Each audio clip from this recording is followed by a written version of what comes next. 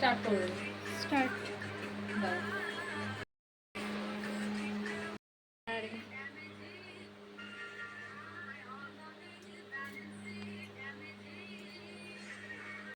থেকে সেকেন্ড পার্টটা স্টার্ট। আর তোমার এগুলো পাঠিয়ে দেবো, ঠিক আছে? স্টার্ট। আরে আরে ভিডিওর প্রথম অংশ থেকে চমকে গেলে নাকি? এরকমই হয়ে থাকে কিন্তু আমাদের সাথে। প্রত্যেকটা জিনিস পারফেক্ট করার জন্য বারবার করে আমাদের টেক নিতে হয়, তো তারপরে গিয়ে একটা সুন্দর লুক।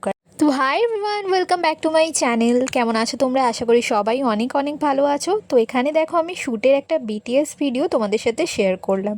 তো আগে পরে মিলিয়ে কি কি করেছি সেই দিনের প্রথম থেকে শেষ অবধি জার্নিটা আমি তোমাদের সাথে শেয়ার করব।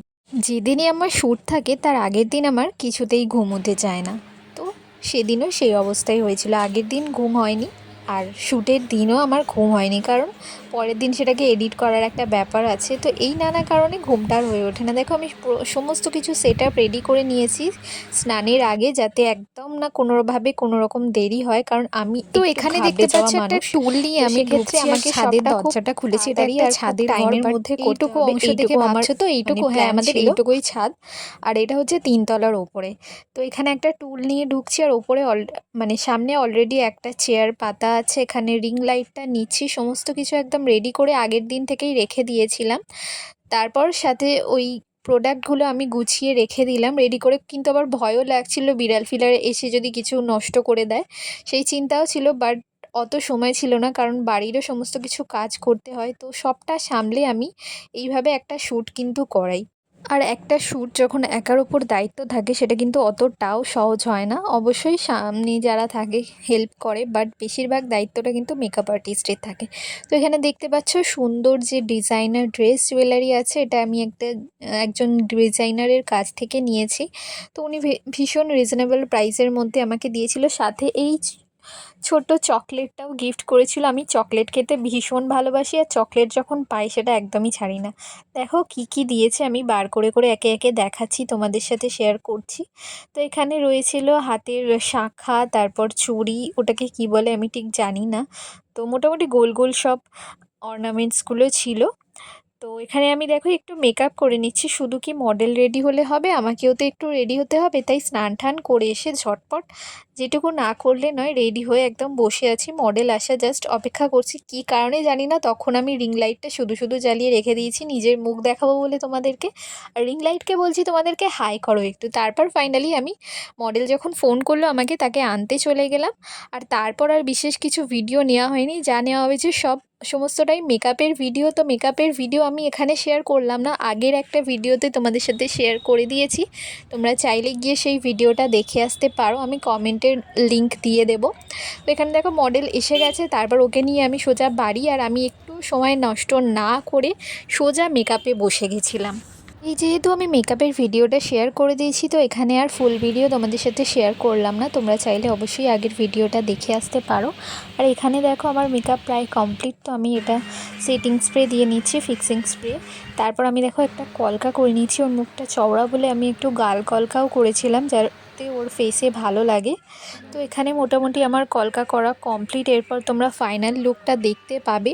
তো তোমরা দেখতে থাকো কি কি হচ্ছে এখানে।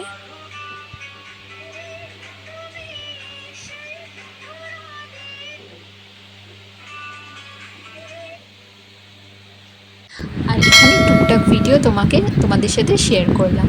এই দেখো এখানে মডেল কিন্তু নিজেই সিঁদুর পরছে, আর ফটোগ্রাফার কি কমেন্ট করছে খালি শোনো।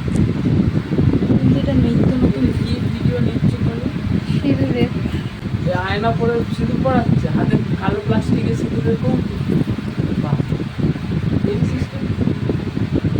বিহাইন্ড দ্য সিন এগুলো। মডেলের নতুন নতুন বিয়ে হয়েছে, তাই সিঁদুর পরতে কিন্তু ও বেশ ভালোই বাজছে পারফেক্ট দেখতে তো এখন পাচ্ছি। মানুষ পছন্দ তো করে ও না। বললো দিদি রিসেপশন লুক করো, কারণ ব্রাইডাল লুক করলে আমি সিঁদুরটা তুলতে পারবো না, সবে A সবে few আমার বিয়ে হয়েছে। moments বললাম later. আচ্ছা ঠিক আছে, কোনো ব্যাপার না। এই যে এত রিস্ক নিয়ে কিন্তু ফটোগ্রাফার ফটো তুলছে, এটা কিন্তু 3 তলা, আর এখান থেকে একদম পড়লে একদম নিচে হাত পা ভেঙে যাবে।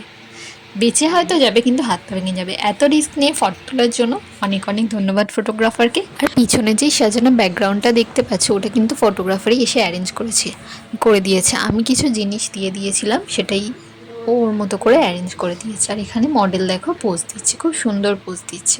আমার কিন্তু ওর সাথে কাজ করে খুবই ভালো লেগে। বাইরে থেকে একটা শ্যুট মানে শুধু ওই 4-5টা ফটো, কিন্তু বিহাইন্ড দ্য সিনগুলো কিন্তু অনেকটাই অন্যরকম থাকে। অনেক কষ্ট করতে হয়, অনেক লাইট সেট আপ করতে হয়, অনেক মেকআপ করতে হয়, টাচ আপ দিতে হয়, তারপরেই একটা গিয়ে পারফেক্ট ফটো বা ভিডিও বেরোয়। আর যখন ডিএসএলআর দিয়ে ফটো তুলে স্বাদ মেটে না, তখন আবার আইফোন দিয়ে ভিডিও। তো একটা শ্যুট মানে কিন্তু শুধুই মেকআপ আর্টিস্টের খাটনি না, পুরো একটা টিম ওয়ার্ক বলা যেতে পারে। মেকআপ আর্টিস্টকে যে হেল্প করে, সাথে সাথে ফটোগ্রাফার, মডেল সবারই ভীষণ ভীষণ খাটনি থাকে এই একটা শ্যুটকে সুন্দর করার পেছনে। আচ্ছা আর এখানে ও যা যা বলছে ওটা কিন্তু পুরোটাই স্ক্রিপ্টেড, তোমরা দেখে আশা করি বুঝতে পারছো। বাট তোমরাই কিন্তু আমার আসল জাজ, তোমরা কিন্তু দেখে কমেন্ট করো যে লুকটা আদতেও ভালো হয়েছে কি না, নাকি এখনও কিছু ইমপ্রুভমেন্ট বাকি আছে। তোমরা প্লিজ প্লিজ কমেন্টে আমাকে জানাও। তো এটা ছিল শ্যুটের ফাইনাল আউটপুট। শ্যুটের প্রথম থেকে শেষ অবধি সবটাই কিন্তু তোমাদের সাথে শেয়ার করলাম। কেমন লাগলো অবশ্যই জানিও, আর ভালো লাগলে লাইক, কমেন্ট, শেয়ার আর সাবস্ক্রাইব করতে একদমই ভুলো না। সবাই ভালো থেকো, টাটা।